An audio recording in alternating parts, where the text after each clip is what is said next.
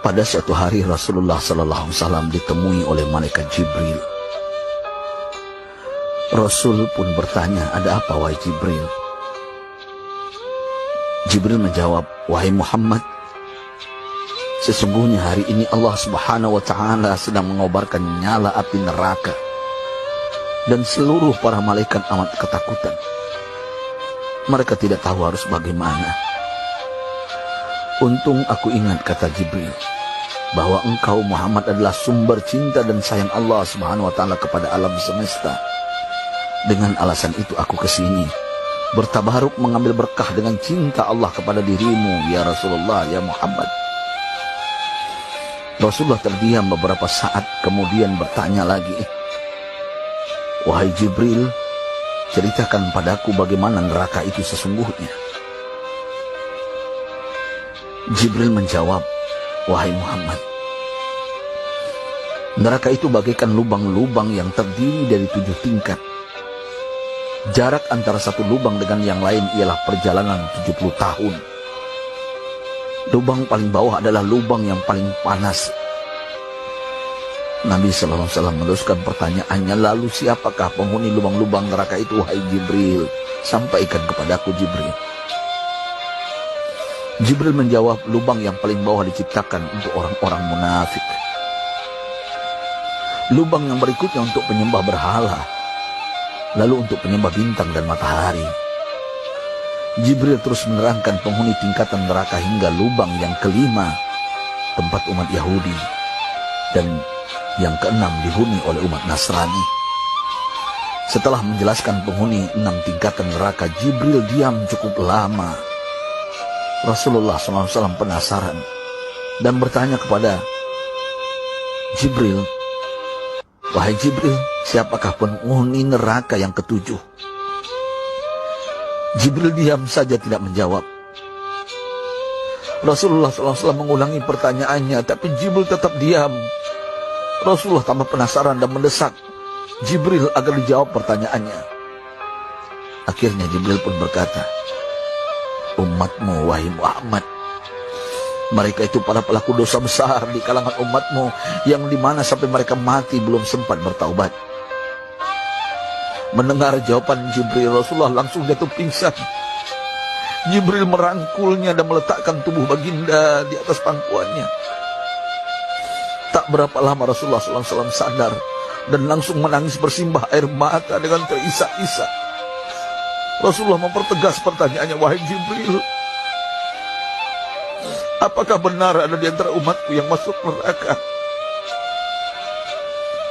Jibril menjawab, "Benar, wahai Muhammad, pelaku dosa besar di antara umatmu yang belum bertaubat." Setelah itu Rasulullah menghadap kiblat dan sujud kepada Allah dalam isak tangisnya. Sesekali dengan suara pelan beliau membisikkan kata-kata, "Ummati ya Rabb, ummati, ummati, ummati."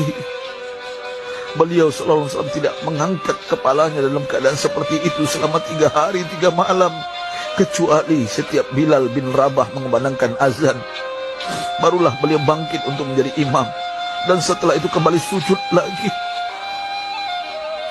Pada hari ketiga Abu Bakar menyadari hal ini, beliau mengetuk pintu Rasulullah dan mengucapkan salam 3 kali, namun tidak terdengar jawaban. Abu Bakar sedih dan berseru di hadapan pintu Nabi besar Muhammad SAW, "Apakah ada jalan untuk masuk ke rumahmu ya Rasulullah?" Tetap tidak ada jawaban.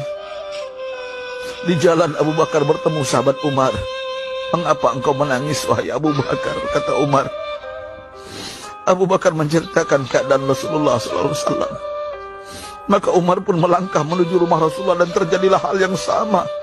Umar pun pulang dan menangis. Di jalan Umar bertemu sahabat Salman Al-Farisi. Dengan terisak Umar bercerita kepada Salman hingga membuat dia amat sedih, namun tidak berani mengulangi hal yang sama. Salman melangkah menuju rumah Fatimah radhiyallahu anha dan menceritakan hal itu. Setengah berlari Fatimah menuju rumah ayah tercinta dan mengetuk pintu sambil mengucapkan salam. Mendengar suara lembut putri tercinta, sejuklah dada Rasulullah. Beliau bangkit dari sujud dan membuka pintu. Alangkah terkejutnya Fatimah melihat Rasulullah, ayah tercinta, amat kurus dan pucat. Fatimah memeluknya lalu menangis. Wahai ayah, apa yang terjadi? Mengapa engkau amat sedih seperti ini? Rasulullah kembali menangis dan berkata dengan suara lirih, wahai Fatimah, belahan jiwa aku. Bagaimana mungkin aku tidak sedih sedangkan Jibril mengatakan akan ada kelak umatku yang akan masuk neraka. Subhanallah, betapa besar cinta Rasulullah kepada kita umatnya. Sahabatku, Rasulullah mencintai kita. Antaman ma'aman ahbabta, engkau akan berkumpul dengan orang yang kau cintai. Mari kita mencintai baginda Nabi besar Muhammad SAW yang mencintai kita umat yang tidak rela kita masuk neraka. Mari kita mencintai beliau dengan berselawat. Sahabatku, sampaikan, Rasul mengajarkan kepada kita, man dalla ala khairin falau mislu ajri fa'ili. Siapa yang menunjukkan kepada kebaikan, maka dia akan mendapatkan pahala seperti orang yang mengerjakannya. Mudah-mudahan ini menjadi pahala jariah bagi kita.